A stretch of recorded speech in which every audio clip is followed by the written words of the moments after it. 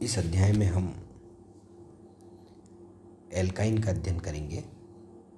Alkyne असंतृप्त hydrocarbon होते हैं जिसमें कार्बन कार्बन के मध्य त्रिबंध उपस्थित होता है और इस त्रिबंध के कारण ये असंतृप्त यौगिक कहलाते हैं।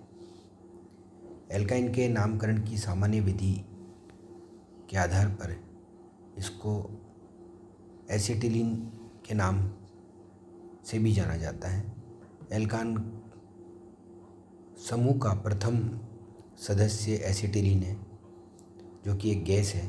त्रिबंध के दोनों कार्बन परमाणुओं पर एक एक मुक्त संयोजकता होती है और दोनों पर हाइड्रोजन जुड़ा हुआ हो तो उससे एसिटिलीन बनता है।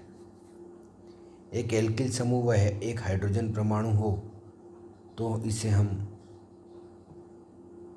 एल्किल एसिटिलीन और दोनों ही एल्किल समूह हो तो डाई एल्किल एसिटिलीन कहलाता है। इन कुछ उदाहरण को हमने इसमें शामिल किया है जो आपकी पाठ्य पुस्तक से लिए गए हैं। इसमें प्रथम सदस्य एसिटिलीन है, दूसरा सदस्य चूँकि इसके एक हाइड्रोजन का प्रतिस्थापन मैथिल समूह द्वारा किया गया है तो मैथिल एसिटिलीन है। तीसरे उदाहरण में दोनों हाइड्रोजन का प्रतिस्थापन मैथिल समूह द्वारा किया गया है तो डाई मैथिल एसिटिलीन है। इसी प्रकार एथिल एसिटिलीन या एथिल मैथिल एसिटिलीन है। ये इनके सामान्य नाम है। यदि दोनों भिन्न एल्किल समूह होने पर हम उनके अंग्रेजी वर्णमाला के आधार पर उनके नामकरण करते हैं, लेकिन यदि हम इनका नामकरण IUPAC पद्धति के आधार पर करें तो इनके नाम के अंत में YNE या इन्हें हम एल्काइन कहते हैं। जैसे 2 कार्बन से बना हुआ प्रथम सदस्य एथाइन कहलाता है, 3 कार्बन का सदस्य प्रोपाइन कहलाता है, 4 कार्बन का सदस्य चूँकि त्रिबंध की स्थिति के आधार पर उनका नामकरण होता है अतः इसलिए 1 ब्यूटाइन या 2 ब्यूटाइन कहलाता है। इस प्रकार उनके नामकरण का उनके त्रिबंध के आधार पर अंकन किया जाता है। इसकी सामान्य संरचना और इसमें किस प्रकार का बंध पाया जाता है, जब भी हम हमारे परीक्षा में जाएंगे तो उस दौरान हमें एल्काइन के संरचना और बंधन के बारे में जानकारी होना आवश्यक है। एल्काइन में एक कार्बन कार्बन त्रिबंध होता है। इस त्रिबंध में एक सिग्मा बंध व 2 पाई बंध होते हैं।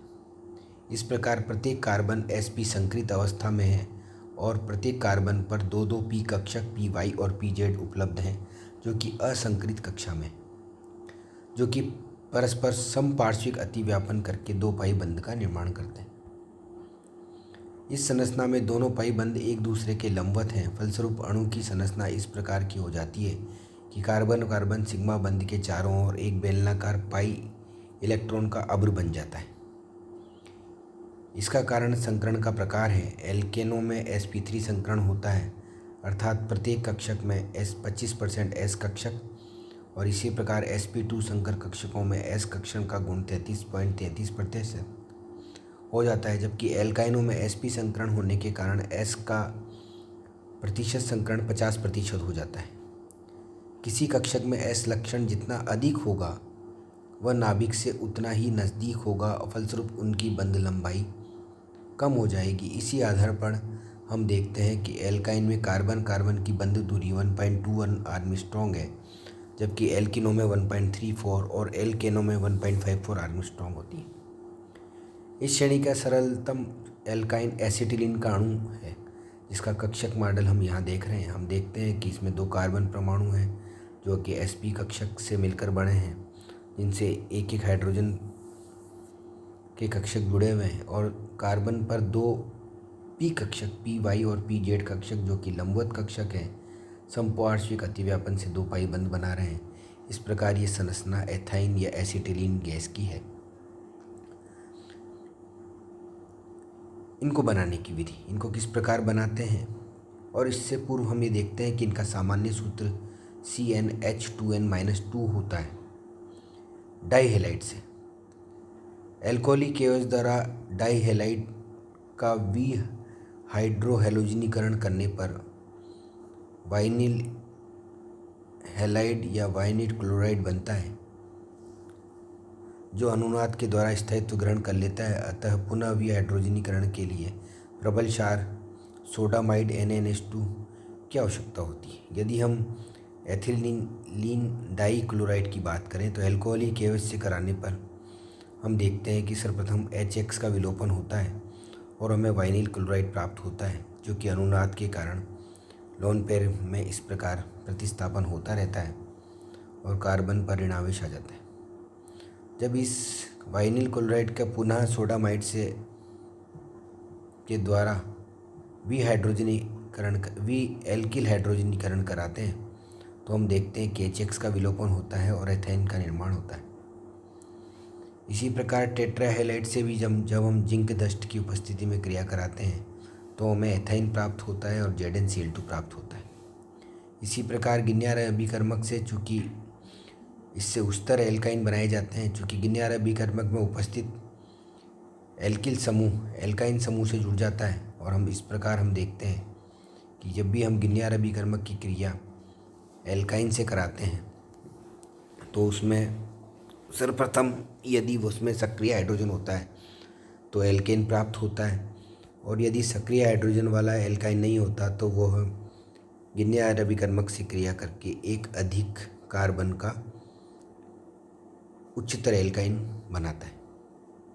सोडियम एल्कोक्साइड्स, इससे भी उच्चतर एल्काइन बनाए जाते हैं। जब भी हम सक्रिय हाइड्रोजन युक्त एल्काइन की क्रिया सोडियम धातु से कराते हैं तो इसमें हाइड्रोजन गैस मुक्त होती है और सोडियम एल्कोक्साइड बनता है, जो कि सक्रिय हाइड्रोजन की उपस्थिति के कारण एल्काइन की अम्लीयता को भी दर्शाता है। आइडोफॉर्म से, यदि हम आइडोफॉर्म की क्रिया सिल्वर धातु से कराएं तो दो अणु आइडोफॉर्म अभिक्रिया करके एथाइन का निर्माण करते हैं। कैल्शियम कार्बाइड से, कैल्शियम कार्बाइड से एक औद्योगिक विधि द्वारा या साधारणतः यदि हम इसका जल से क्रिया कराएं तो कैल्शियम कार्बाइड जल से क्रिया करके कैल्शियम हाइड्रोक्साइड और एथाइन बनाता है, और इस आधार पर ही इसका नाम एसिटिलीन रखा गया है और एसिटिलीन गैस वेल्डिंग के काम आती है। कोल्बे विद्युत अपघटन, जब भी हम कोल्बे विद्युत अपघटन की बात करते हैं तो सोडियम फ्यूमेरेट या सोडियम मेलेट की अभिक्रिया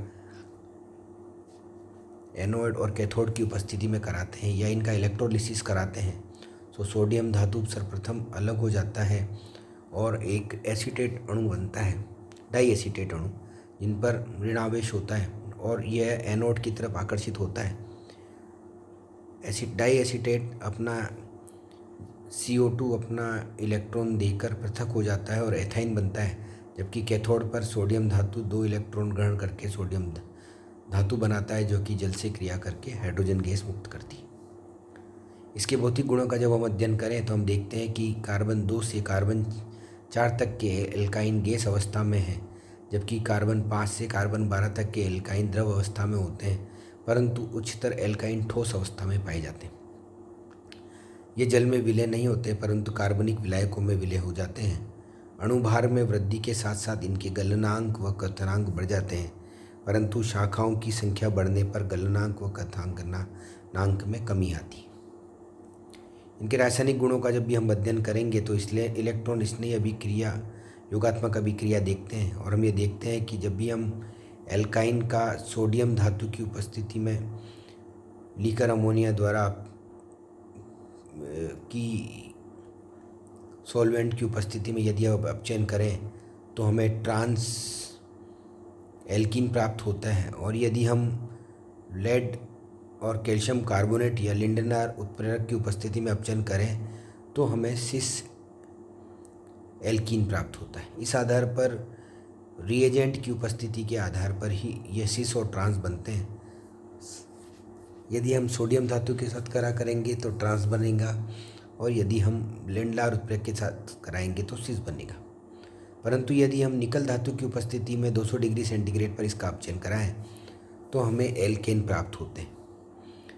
इलेक्ट्रॉनिक स्नेही योगात्मक अभिक्रिया को जब भी हम देखते हैं तो एल्किनों की भांति एल्काइनों में भी इलेक्ट्रॉन स्नेही अभिक्रियाएं पाई जाती हैं, और जो कि इसमें 2 कार्बन के मध्य 2 पाई बंद होते हैं अतः 2 अणुओं का योग हो सकता है।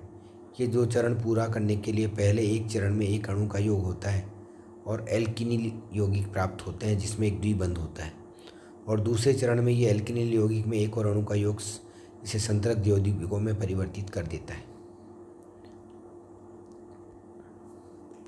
जल योजन, यदि हम एल्काइन या एथाइन या एसिटिलीन पर जल का योग कराएं मरकरी धातु की उपस्थिति में, तो सर्वप्रथम एक अणु जुड़ता है और एक इनॉल फॉर्म होता है जो कि एक अस्थायी होता है, जो कि इस एक ही कार्बन पर द्विबंध और OH समूह होता है, अतः ये एल्डिहाइड में परिवर्तित हो जाता है।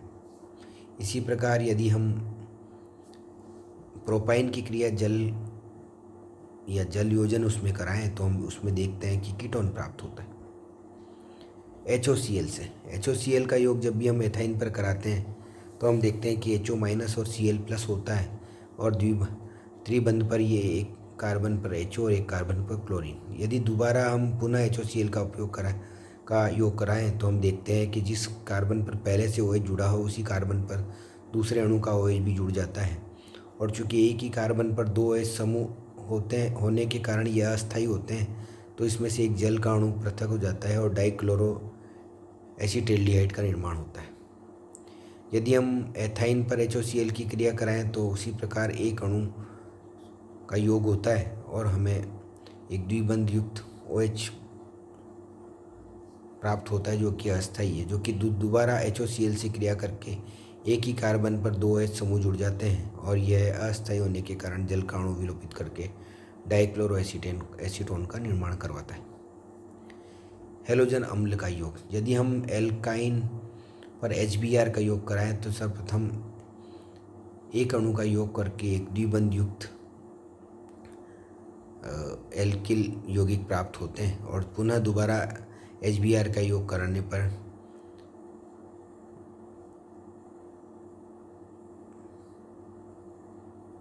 जेम एल्किल यौगिक प्राप्त होते हैं।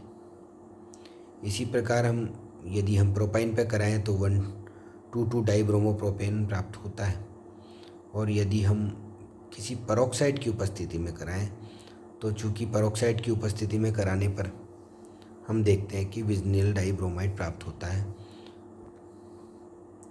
हाइड्रोजन हैलाइड का योग जब भी हम कराएंगे तो हम ये देखेंगे कि HI की क्रिया HBr से ज़्यादा होती है, HBr की HCl से, और HF की ज़्यादा।